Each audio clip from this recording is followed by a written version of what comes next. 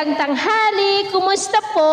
Narito po ulit ang update natin para sa lagay ng ating panahon ngayong tanghali po ng October 8, 2024 na kung saan sa ngayon ay patuloy pa rin na iba't ibang weather system ang nakapaligid po ngayon dito sa ating bansa.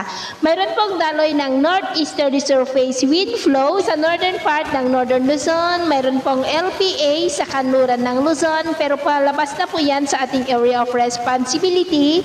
Kikilos na po yan palayo. May bagyo sa malayong bahagi ng northeastern part ng northern Luzon habang mayroon pa rin pong intertropical convergence zone na nakakaapekto naman sa southern Luzon, Visayas at Mindanao. At sa ating forecast, maliban sa inaasahan na paglakas ng bugso ng hanging amihan next week, ay wala naman pong bagyo na nakikita na tatawid po dito sa ating kalupaan hanggang sa susunod na 2 linggo ay posibleng storm free po tayo. At sa lagay ng ating panahon ngayong tanghali ay generally fair weather naman sa malaking bahagi ng ating bansa maliban lamang sa mga tsansa ng cloudy skies with isolated rain sa may Central Luzon, Metro Manila, Calabarzon, Mimaropa, ilang bahagi po ng Bicol, Ilocos Region, ilang bahagi ng Cagayan Valley, Basilan, Zamboanga, Sorsogon at Davao Oriental maging sa ilang bahagi ng Northern Mindanao at sa susunod na mga oras ay mas maraming lugar na ulit ang makakaranas ng mas maulap na kalangitan with isolated light to heavy rain sa malaking bahagi ng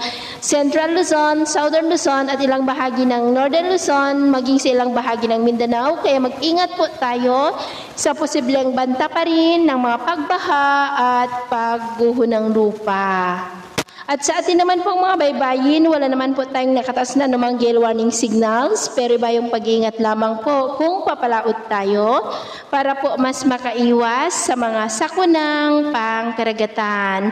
So, yun po ang latest update natin sa araw na ito. Ako po muli si James na nagsasabing sa kahit anong pagsubok po na darating sa ating buhay, huwag na huwag po tayong mawawalan ng pag-asa. Thank you and God bless.